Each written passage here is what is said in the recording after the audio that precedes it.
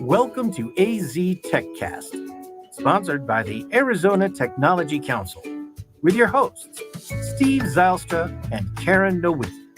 AZ TechCast is dedicated to covering innovation and technology in Arizona and beyond. Broadcasted monthly, AZ TechCast invites leading experts to have real conversations about what is happening in the tech sector across the state of Arizona. From regional news to innovative startups, companies, and emerging technologies, AZ TechCast covers the critical issues and economic trends propelling the state's growing tech ecosystem. For years now, Arizona has caught the nation's attention as the Silicon Desert, a major hotspot for technology companies and budding startups. Between the state's lower business costs, more affordable standard of living, and growing talent pool, it's no surprise that Phoenix and Tucson are rapidly climbing the ranks of emerging international startup ecosystems. And with that, welcome to Phoenix Business Radio. I'm Karen Nowicki, president and owner of Phoenix Business Radio X, and I'd like to welcome you to this episode of AZ TechCast, sponsored by the Arizona Technology Council. AZ TechCast is dedicated to covering innovation and technology in Arizona and beyond. Broadcasted monthly, AZ TechCast invites tech and business experts to have real conversations about what's happening across the state of Arizona. Arizona TechCast discuss the critical issues, the topics, and the trends propelling the state's growing tech ecosystem. So please join me in a warm welcome with today's featured guest.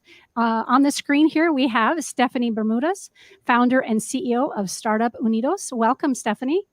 Thanks for having me. So thrilled to have you. And Eric Smith, executive director of the University of Arizona Center for Innovation. Yeah, thanks for having me. Happy to have you. And I'm excited to have another warm live body in the studio with me, my friend Diana Vowles, who is the CEO of Startup Arizona. Welcome. Thank you. Happy to be here. I probably should say Startup AZ. Is that the official? Startup AZ. Startup AZ. I added the word Arizona, but it's just the AZ. Very happy to have all three of you here with Steve Zylstra and I. He is the president and CEO of Arizona Technology Council, so that we can discuss the statewide entrepreneur support hubs that are helping to elevate technology-minded startup founders. We have a lot of interesting content to cover, so let's dive in. Welcome, Steve. I didn't give you a chance to say hello. Hello. It's great to be here.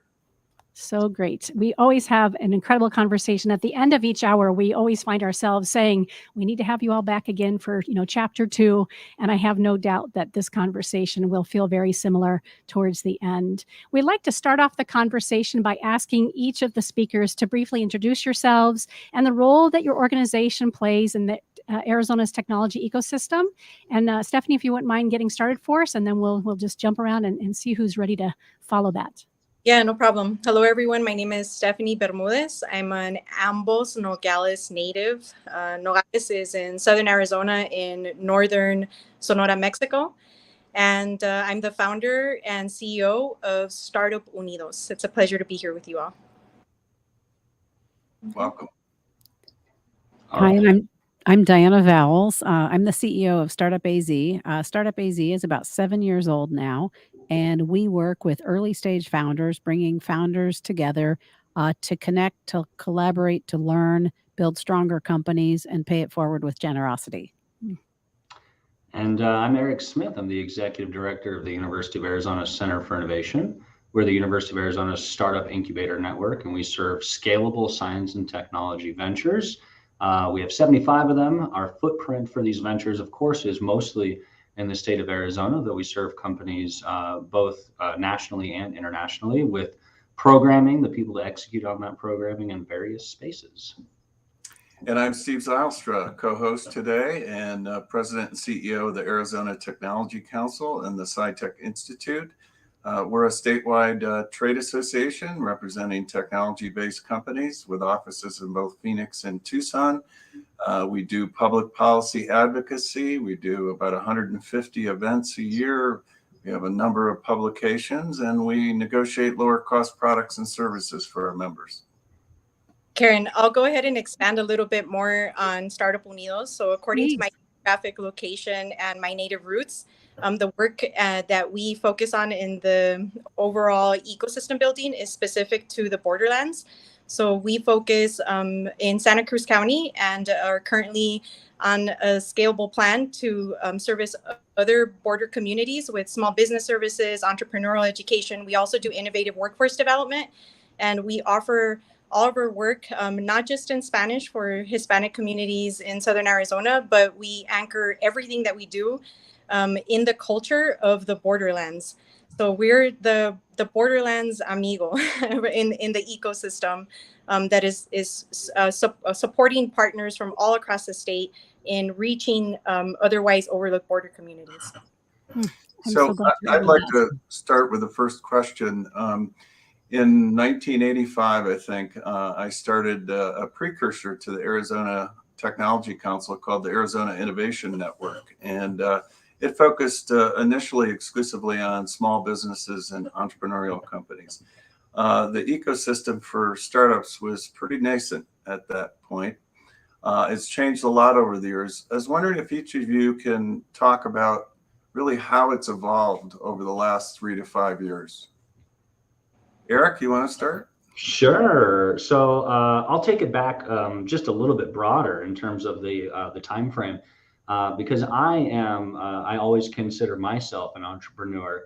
Though in the decade of startups that I participated in, they were mostly failures. I still consider myself as such, and so I participated in the ecosystem or the various innovation ecosystems in the state of Arizona. Both as an entrepreneur as well as a service provider to entrepreneurs. And the one thing that I've seen in the last, we'll say 5 or even 10 years is a significant amount of growth and collaboration. And so, what's really exciting about Arizona is that all the pieces are here. And what we've started to see is that those pieces are starting to come together and work together to support these companies throughout the state. Where maybe 10 years ago, you might talk to any one operation that serves innovators throughout the state, and they would be able to claim that this company that they supported was now very successful.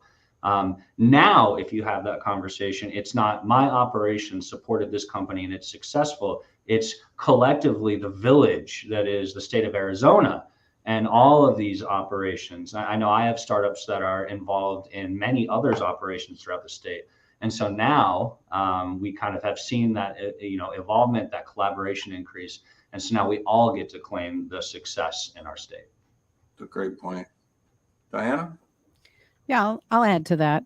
When I first started working with tech companies in Arizona about 10 years ago, Arizona and Phoenix in particular was perceived as the place that you put your back office operations or the place that you put your inside sales operations. And large companies didn't, I don't think, realize the full potential of Arizona.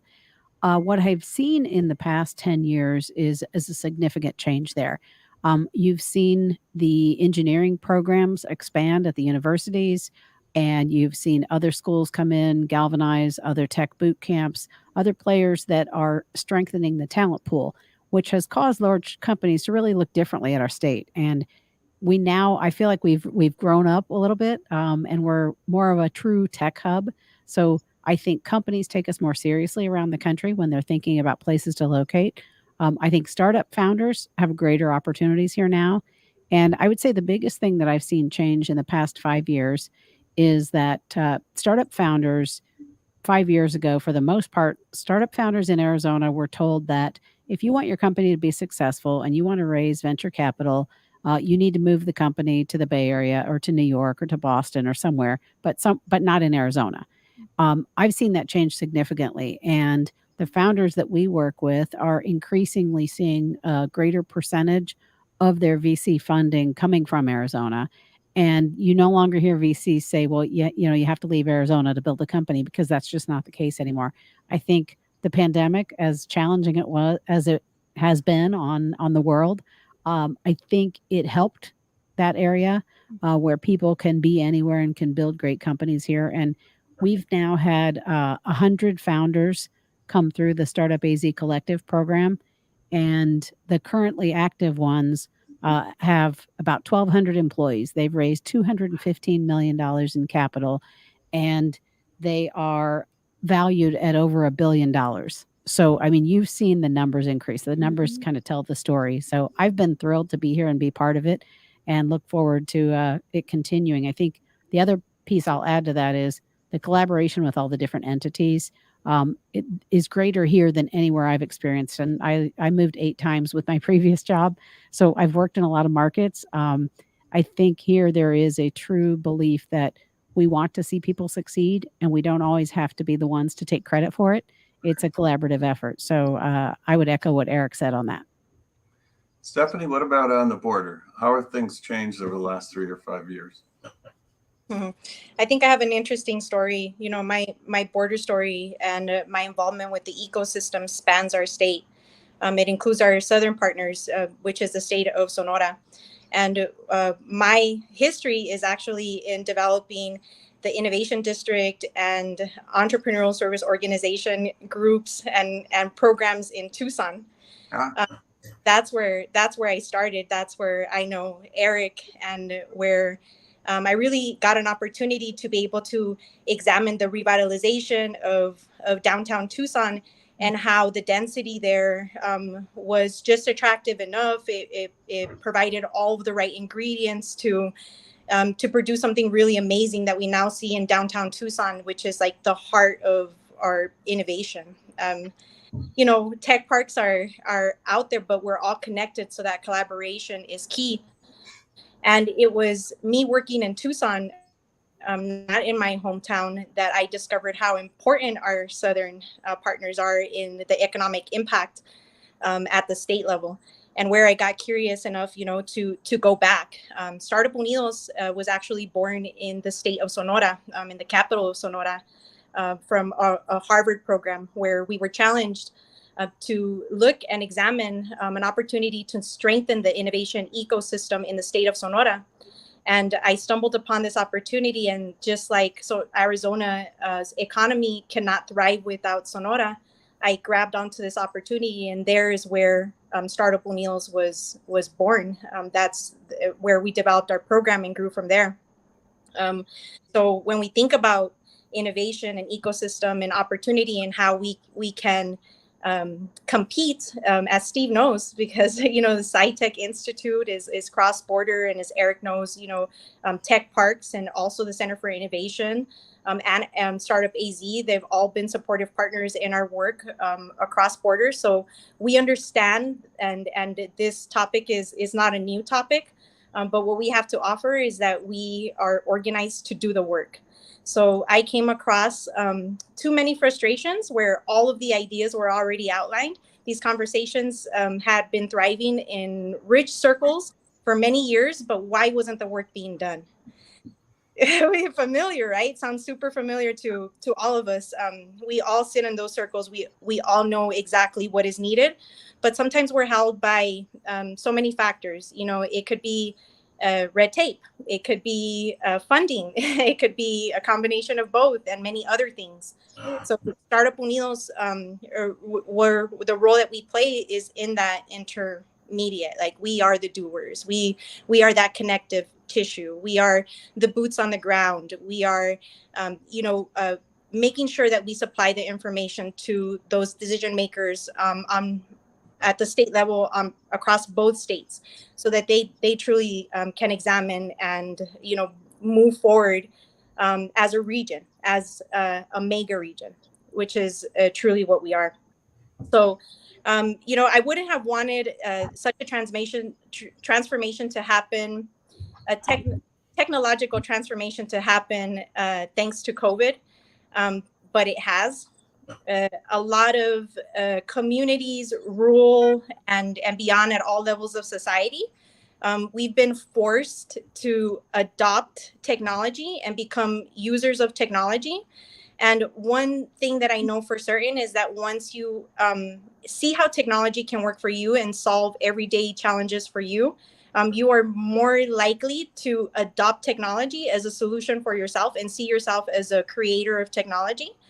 So this time is really exciting, you know, to have like a foundation of partners across the state, both states, both Arizona and Sonora, to really like uplift, this opportunity, this recovery time, this resilience era.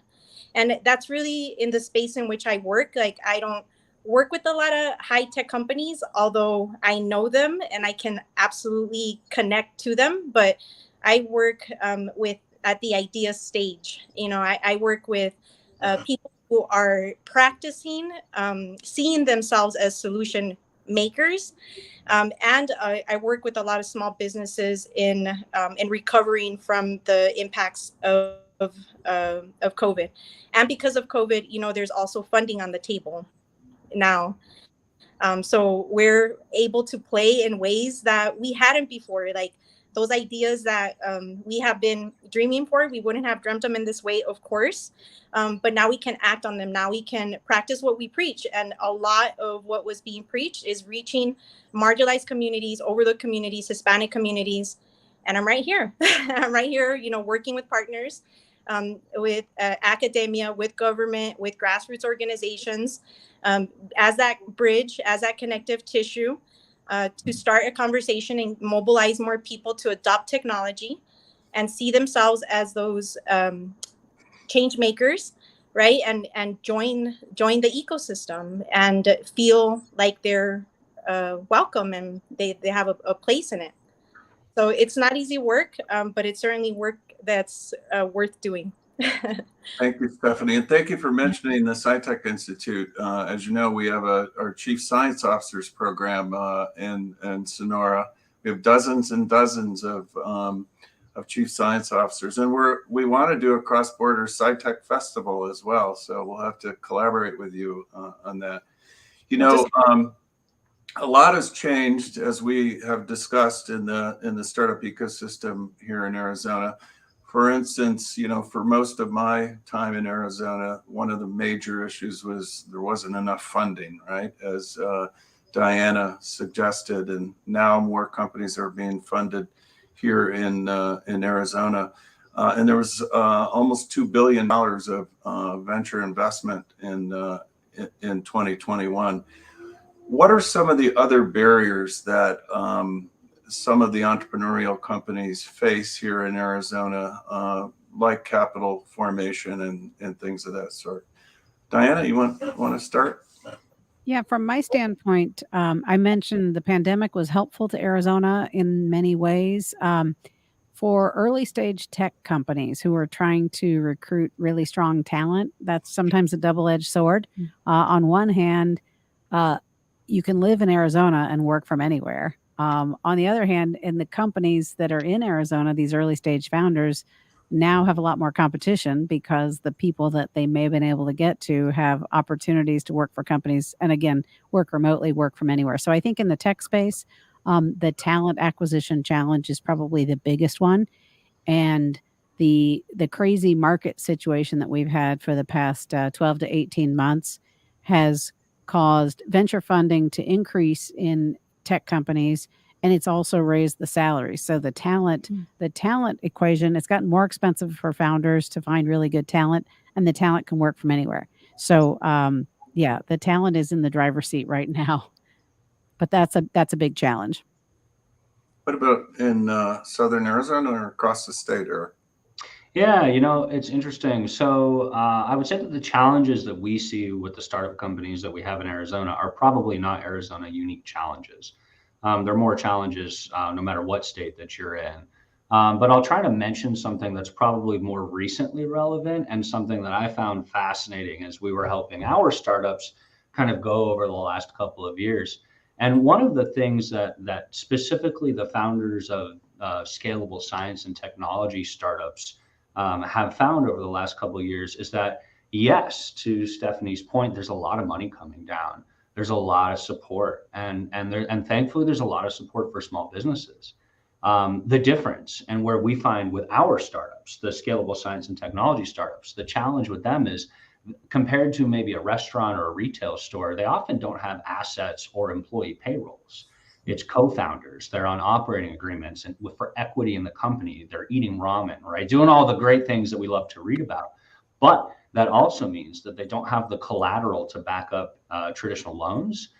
They don't, all the wonderful, incredible PPP money that saved so many companies was not available to any of the tech startups, not just in our state, but in others if they're early stage and they don't have those assets.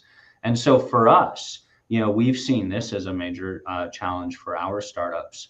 And then, of course, I will rely on Stephanie as the expert to talk about this, but increasing the diversity of startups that we serve and the ability for diverse founders to find support has been a key thing. We've taken on, specifically helping to support female founders with some public and private money to help foster some of that. But I would say that also has seemed to be a challenge, is really, appropriately providing service for all types of entrepreneurs. And again, it's not just an Arizona problem. I think we see that everywhere.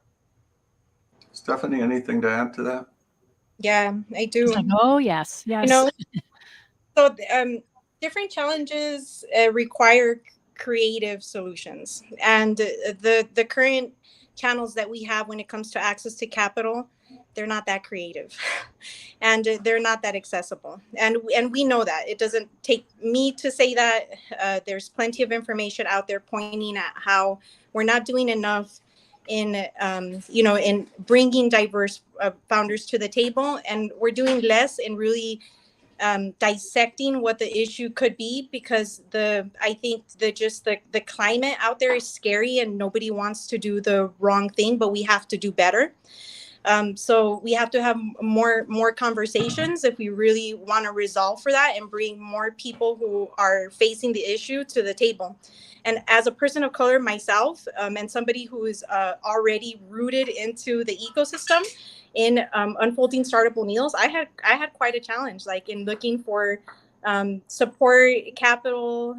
Still to the day, we're continuing to build our program, and me being in it, I don't know how much of that has to do with my social class, or whether I'm a person of color. I don't know, but there are some really great alternatives out there, and individuals in our state in Southern Arizona who are looking to resolve the access to capital and getting really creative with a solution. Community Investment Corporation offers an alternative BIPOC loan fund at 0%. And they don't have the same requirements as a normal loan. As far as it's all based on storytelling. So it's really based on like the impact and what you have to offer, and not on your credit, because diverse founders aren't equipped in the way that traditionally you need to be to get access to some of these resources, especially women. We saw that during COVID, how we're being basically forced out of the workforce, right? Because we have to attend to other obligations. So we have to consider just a lot of creative ways of allowing entrepreneurs to get off the ground. So that could be bootstrapping or crowdfunding, or other ways of just getting them started and playing with the idea and getting comfortable. And there are studies out there by Stanford that show that Latinx founders specifically, we go to friends and family when it comes to finding capital. We have a distrust of the traditional institutions and kind of sources or government for funding, and we don't have the same relationships with our banks and things like that, making us less bankable. But I think that there's also an opportunity to just look at capital in more than just like money. I built Startup O'Neill's on social capital, and I talk about the value and the exchange of my social network and the currency that I was able to extract from it to build social capital, to establish us, across states based on those really strong relationships that I had that carried us through, even if it wasn't an organic way.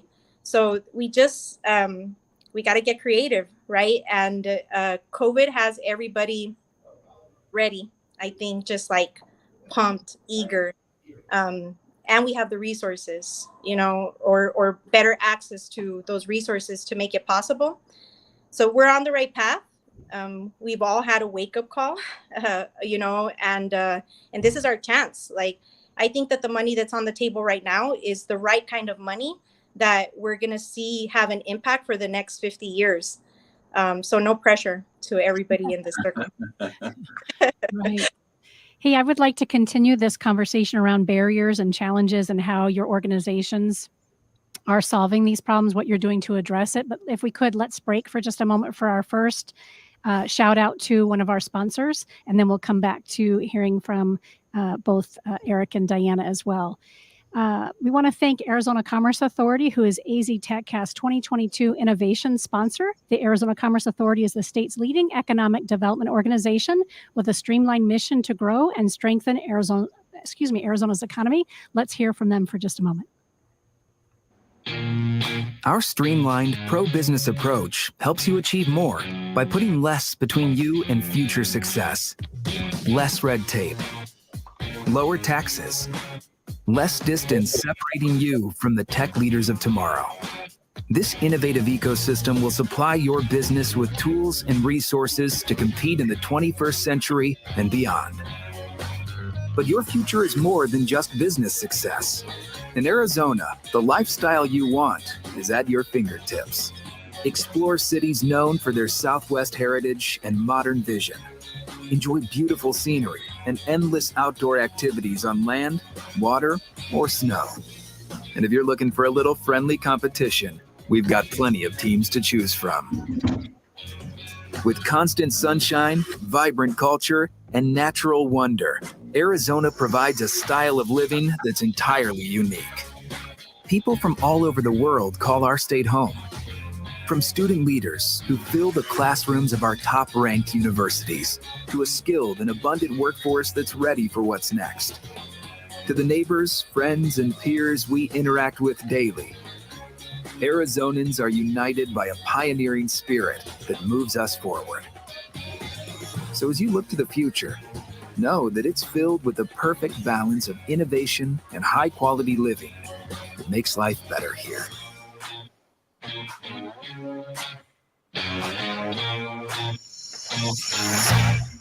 I hear that spot every month, and it always gets me so proud and excited to live in Arizona and be a business owner every single time.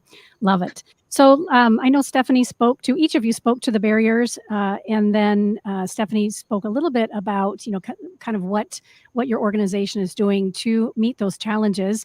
I'm sure you have more ideas. Would love to have the three of you discuss that for us. What's happening in organizations to address these barriers? I guess I can kick it off. First of all, I will say that I think in general, the core purpose of the organization is both represented here today as well as throughout the state really is to address those challenges. So, it's not that we, just kicked up to address the newest forum. We're always here and always helping entrepreneurs to navigate those challenges. And so I think just, the very nature of us existing and running the programming that we do helps to accomplish that goal. But in addition to that, I'll reference two specific things that our incubator does, just as an example, to help with some of these challenges. One of the things that we've talked about is a little bit of access to capital. We've also talked about the, corporate atmosphere. And so in the pandemic, we started a sponsorship program. So we work now with corporations and municipalities. We put on virtual competitions, and those corporations or municipalities then sponsor the startups in the incubator. They cover their fees, they cover their space, and they provide them oftentimes with additional support. And so it's really incredible because now we have a number of startups out there that are going off and doing successful things. And the reason that they were able to get that support is because somebody else paid for it, right? But then also we get to communicate throughout the state. Look at these great companies, look at these municipalities. We have towns and cities that are sponsoring startups in our incubator right now. And it was a very easy way. And it's an easy pitch, to be honest, because these corporations, municipalities, they want to do this work. And then we kicked this particular program off during the pandemic. So, you could take $10,000 and what you used to be spending on a lunch, you can now make an impact for a whole group of individuals inside of a startup for a year. So it's actually been almost the easiest ask to make. So that's one way that we've helped to look at more recent challenges. And then Another thing that we do, and this is in line with maybe some of Stephanie's work, so we have a pretty significant international soft landings program. So one of the things that we didn't address in the last segment is that maybe not what are the challenges that startups in Arizona face, but sometimes you have startups from out of Arizona that want to move here. And so what are then the challenges that any startup faces when trying to navigate a new environment or a new state, such as Arizona? We do this specifically for international companies. We run very, very intense programs, and we have backers that actually fund startups to come from other countries to Arizona for 2 weeks to a month, so that when they're ready to make US market entry, maybe they do so here. And so what we're doing is we're helping them to navigate the state, helping them to navigate the support, helping them to feel all the really good things that they need to feel and to see that there's opportunity here. As late as last week, we ran a cohort that ended last week of Canadian startups. And in doing that work and helping them to navigate Arizona and to understand the opportunity here and the connection to Mexico, et cetera, that company's still here. They didn't go back to Canada. They're setting up their US-based operation. They're doing so right here in the state of Arizona. And it's simply because, we just showed them what was already here. So I think, it can be hard to navigate sometimes. And so one of the things that we do is we help point them to all the incredible resources in the state. Yeah, I agree. Tremendous opportunity there. So at Startup AZ, the organization was formed by Mario Martinez and Brandon Clark. And in 2015, shortly after Mario had sold his company, he built an amazing company in Arizona, but he felt like he could have done so much more if he was connected to other smart founders and other resources. So he decided to help start the organization and really pay it forward to future entrepreneurs. So fast forward 7 years later, we've worked with about 100 founders to date. And our model is to bring them together in what we call the Startup AZ Collective. So each year we identify about 10 founders that we feel have the highest potential to become a great leader, to build a great company, and we bring them together. And so it's a CEO roundtable type of environment. They get together once a month. And what we found from that is you build this very tight-knit group of trusted, it's kind of a trusted advisory circle per se. But they share resources, they share challenges, they work through problems. Some of the conversations that I hear in those monthly sessions, they're very honest, they're very human, they're very raw. I mean, it is hard to build a company.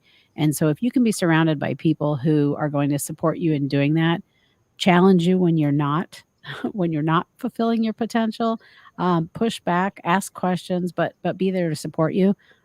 It's life changing, really. It's game changing, and you can build amazing companies.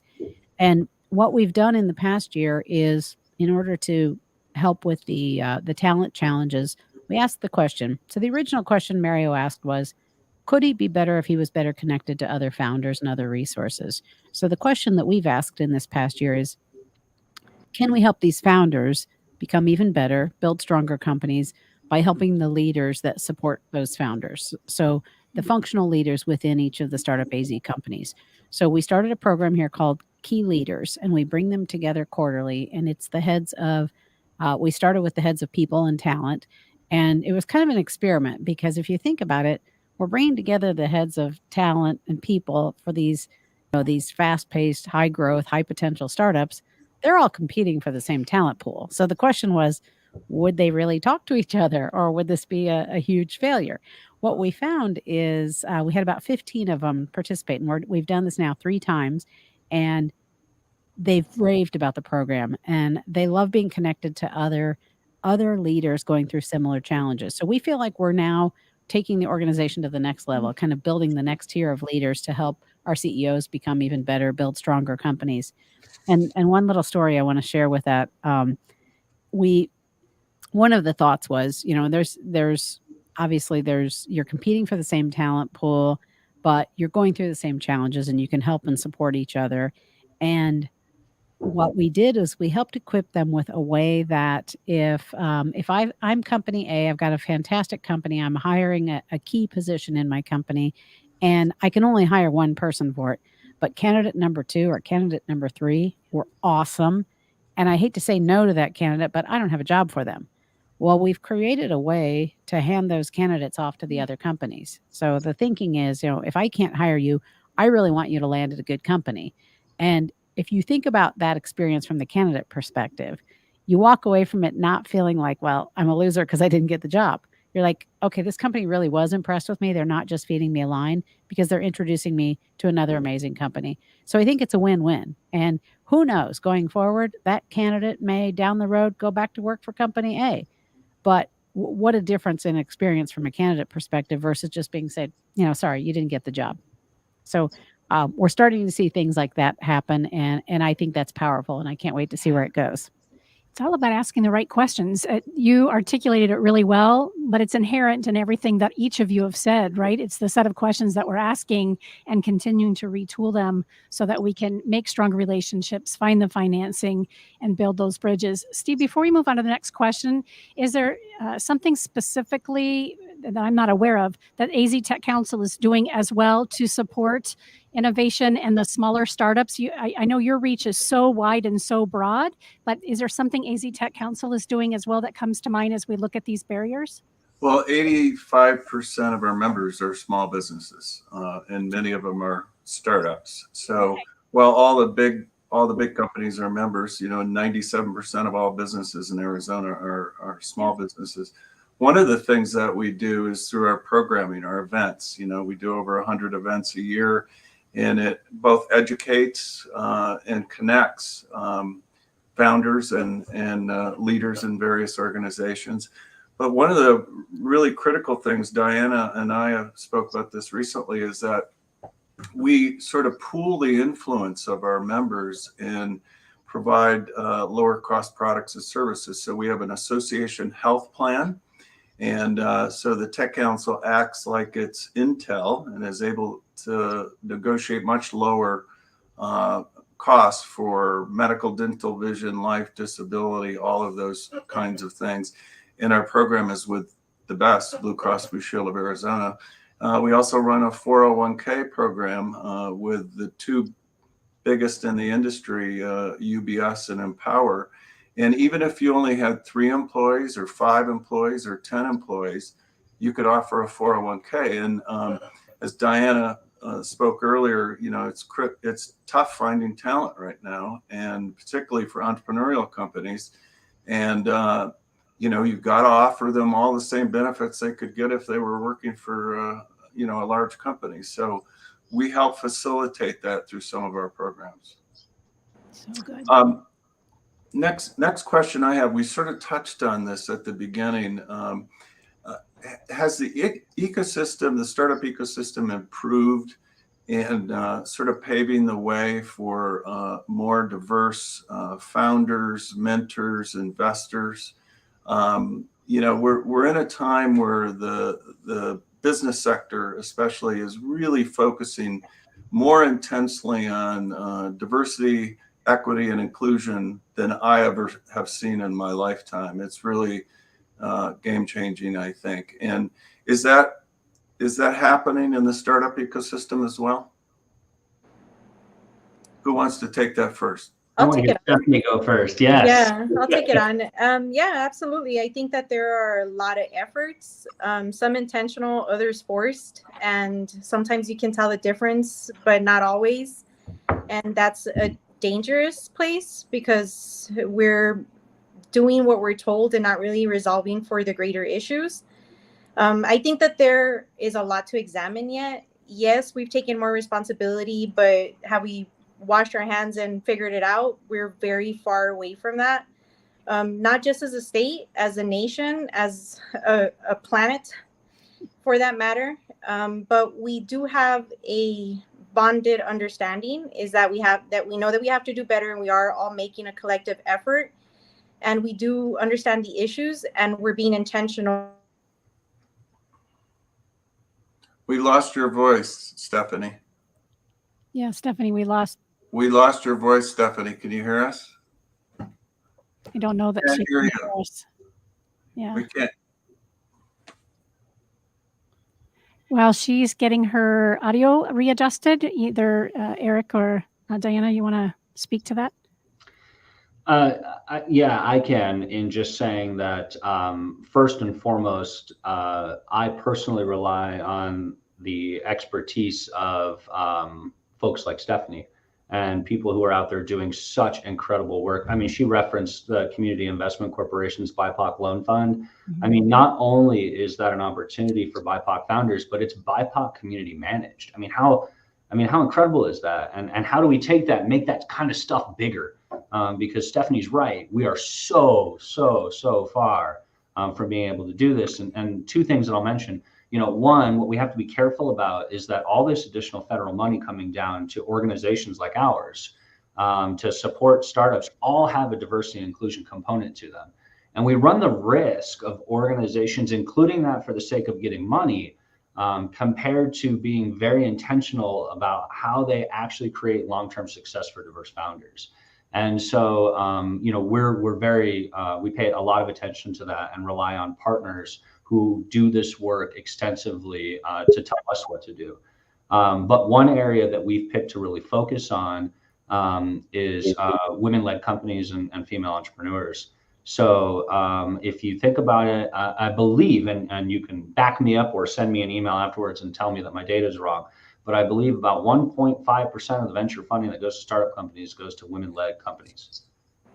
I mean, 1.5%. Like, even if that was 10.5%, that'd still be abysmal.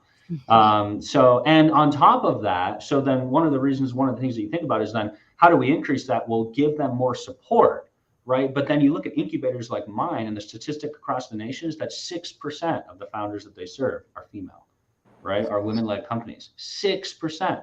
I mean, we're over here bragging because we have 26%, and that's still low. So we've worked with and received funding from both Wells Fargo as well as the Small Business Administration to specifically try to tackle just a small piece of this. And so what we do with that funding is we now, at all times, have 7 female STEM students that we hire from a university, and they work and we pay them, and they work directly with our women-led companies. And they intern, so they get basically they get paid, but the company themselves doesn't have to do the paying. And so and kind of connecting those, it inspires the interns. It adds more support to the female founders, and so that's just one little piece that we do. But again, for us, it's important for us to rely on the partners that are just out there and really truly doing the work, that hold the expertise. Folks like Stephanie. Stephanie, can we hear you speak now?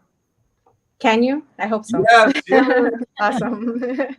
So as I was saying, yeah, there are a lot of collective efforts out there, and I'm really proud of where we're headed, but we got to stick through it, like not just move with the trends and really do the work and be brave enough to have the tough conversations. I've had to do a lot of that, and it's really exhausting. But again, it's worth it. So I'm going to continue to push forward with that. So some of the things that we're doing differently is we're moving forward with a social equity model. So we're not trying to retrofit what and how people behave in other places to offer the services that we're offering in Southern Arizona. And that is because the people themselves told us that they don't want that. They know that it's not for them. And translating things into Spanish is just not enough. It is a viable solution in some occasions, but not all. We got to consider all the factors on why diverse groups are not feeling included when we are offering inclusive spaces. I have a list of factors. I'll give a workshop on it if any of you are interested, but it's a lot more than language.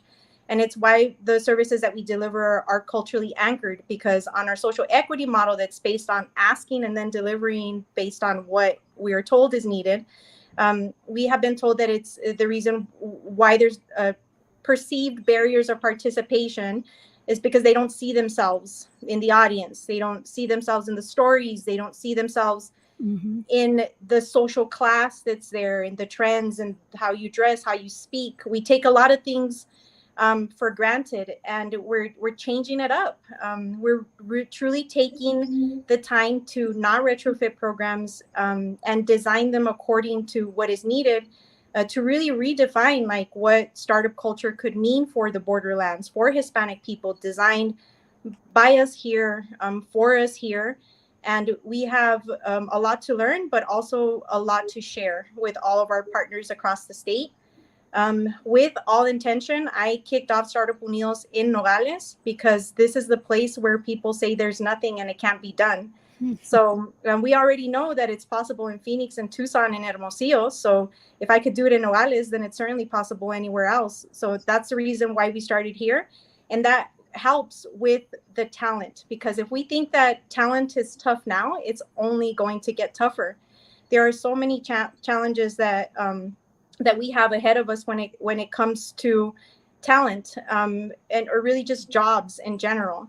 And jobs come from small businesses, so we need small business formation to create jobs. So workforce goes hand in hand with entrepreneurship, and we work in both of those spaces on both sides of the border. So we're not only showing people how to gain skills through entrepreneurial education and showing them how to create a job for themselves, because the future is diverse and you'll need to be versatile. But we're also helping like shape those that are ready to go into secondary education or post-secondary education, or even in diverse founders who are now like post-COVID looking to start something because their job didn't work out or they're ready for a new career. So that's the space in which we work, and we honestly couldn't do it alone. And we're going to continue to examine this space and share these learnings to all of our partners statewide, so that we can all take a greater responsibility in better serving our diverse founders, not just here in Southern Arizona, but everywhere we can stretch. Well, and I think if anyone can do it, it's you, Stephanie. Thank you. Thank you. Good luck. I'll add to that discussion. Startup AZ, we're a very small organization. We're just a handful of people, but we are connectors. So we pride ourselves on connecting our founders to all the resources that are out there. So we point them to the different nonprofits, to the different funding sources, different partners we work with. And we do a lot of outreach around the state to help identify companies and identify diverse founders before they're ready for our cohort. So if anyone listening today knows early stage founders that we should be talking to, and we're not yet, please introduce them. What we like to do is get to know the companies before they're really ready for the cohort, get to know them, get to know the founders, find out ways that we can support them, and then bring them into the Startup Collective when they are ready. The other thing that I'll note is we did a better job this year on our outreach and on reaching diverse founders and bringing them into the collective. We could still improve, but our latest cohort, we brought 2 cohorts in this year, 18 founders, and 43% of them are female or people of color. So I feel like we're representing. It should be higher. It should represent our communities better. But we're starting to make a dent on that, and we'll continue. Karen, you ready for a commercial break? We are. We have another wonderful sponsor that is worth mentioning every time we're on air together, and it's JDH Insights. It's the AZ Tech Council Tech Advocate sponsor for 2022. Let's hear from them. Thank you, JDH Insights, for being our 2021 Tech Advocate sponsor. A leader in coaching and executive development, JDH Insights is committed to helping organizations cultivate and leverage their most important and complex asset, their humans. Visit jdhinsights.com to enhance leadership and improve team dynamics to take your business to the next level. So the time is quickly passing, as I said it would at the onset of our episode today. We've got about 10 minutes left. Steve, is there a question that you're just burning to ask? I want to make sure we get to, and I'm happy to lead off. So many questions in so little time, right? Right.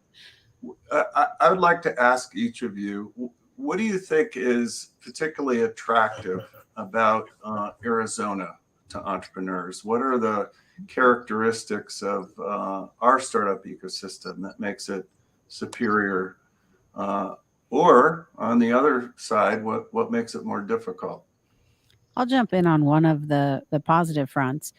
As I mentioned, my previous company transferred me 8 times. So I worked in the South, the North, the Southwest, Southeast, Midwest, you name it.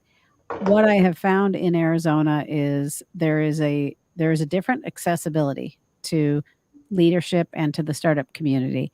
And you can get plugged in easily. One of our founders in our new cohort decided to move his company from Lexington, Kentucky to Arizona last year. He had a small team, 5, 6 people, building software that is a medical EMR system for the prosthetics and orthotics space. And he was introduced to me, knew I knew a little bit about that space, met a couple other founders in the collective, and he's now growing, he's building and scaling his company here. So he looked at Arizona, heard it was a great place to be, dug into it a little more, met one person who introduced him to 4 people, who introduced him to 10 people. And I think it's just the accessibility in the community.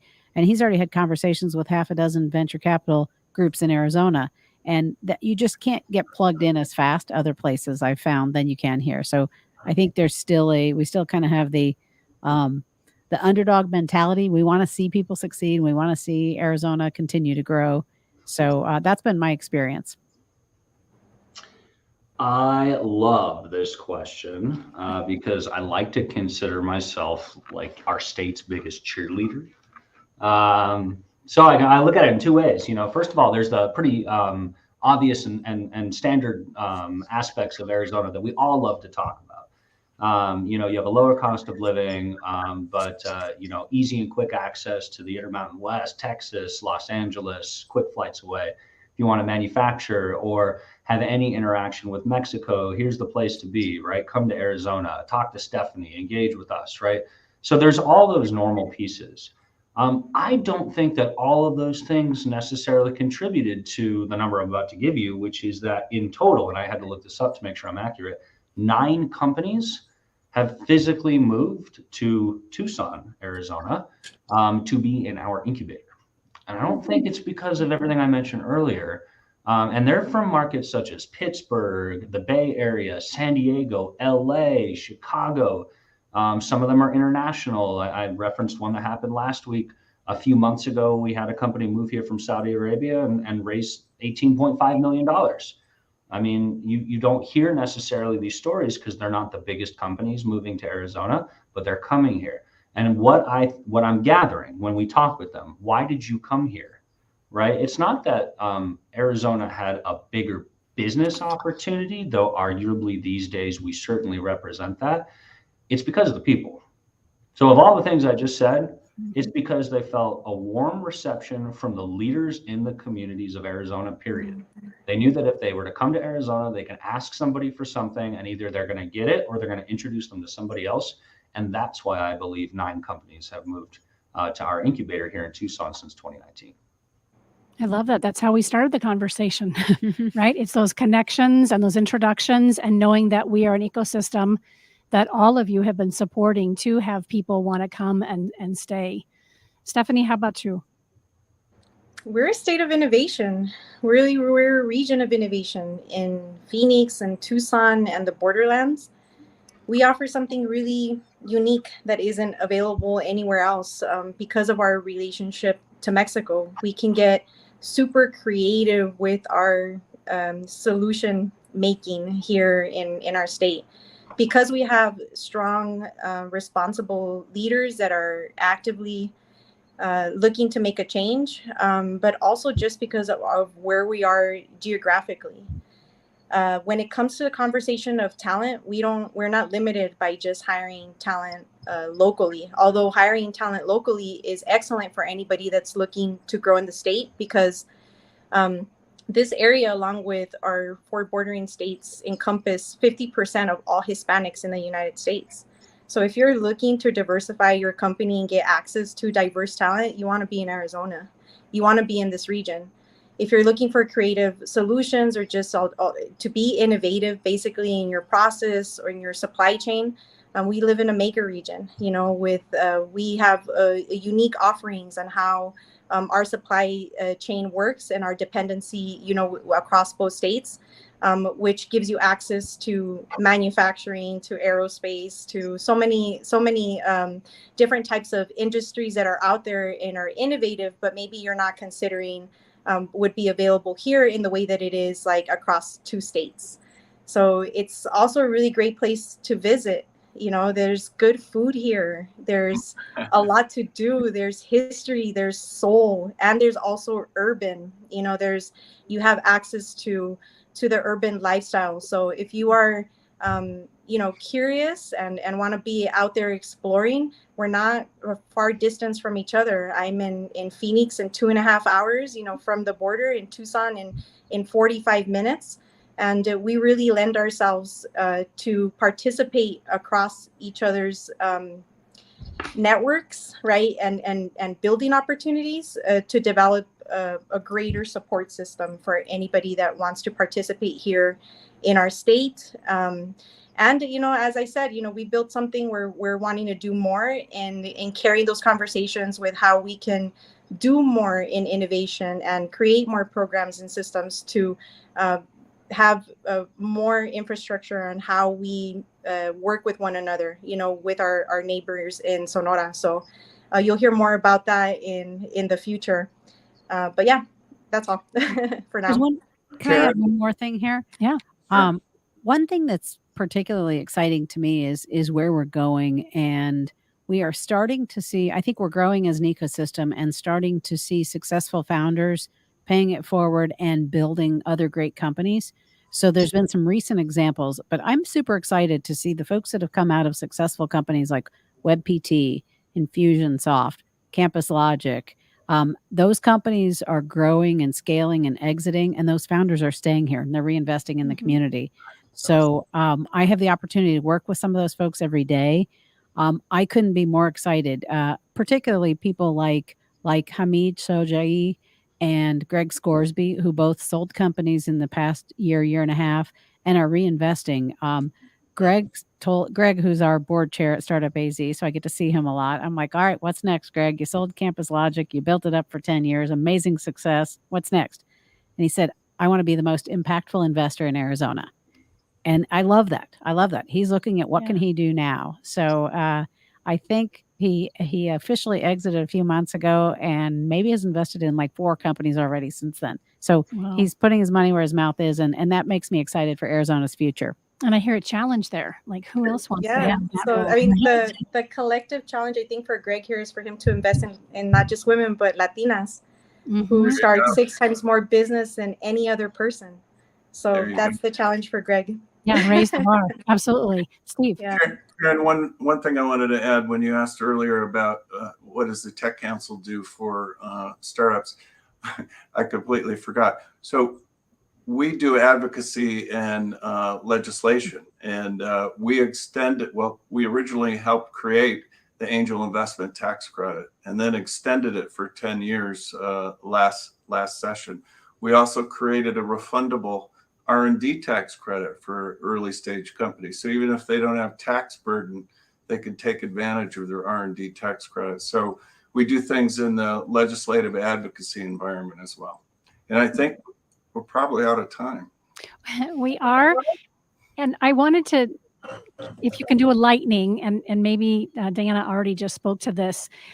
Curious, the last question, if we can do lightning round, what are some of the most interesting tech-driven companies that your organizations have worked with, or those that you want to give a shout out that you've just watched what they're doing, you're uber impressed? Can we have both of you speak to that? And if you've got another one to add, you can, Diana. I got a couple. I'm super excited. I love all the companies in the collective. I'm super excited about what Navi Nurses is doing, what Equipify is doing, Better Agency and Nurture Boss. Those companies are really taking off and doing amazing things. All right. I love it. If it's going to be lightning round, I'll keep it simple and easy. Go to uaci.com. We have descriptions of all the companies that we have there. And if you're interested in helping or interacting with any one of them, reach out to me personally and I'll make sure to connect you. Excellent. Very diplomatic. Yeah, I love it.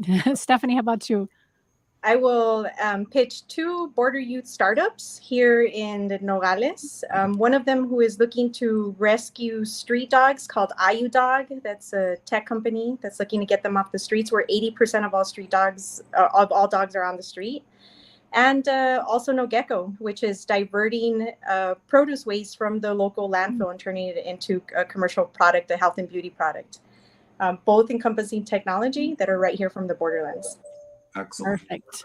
We are going to close now, so I'll do a lightning round close. Typically, it's a little bit longer than this, but I just simply want to thank again each of you for spending your time with us today.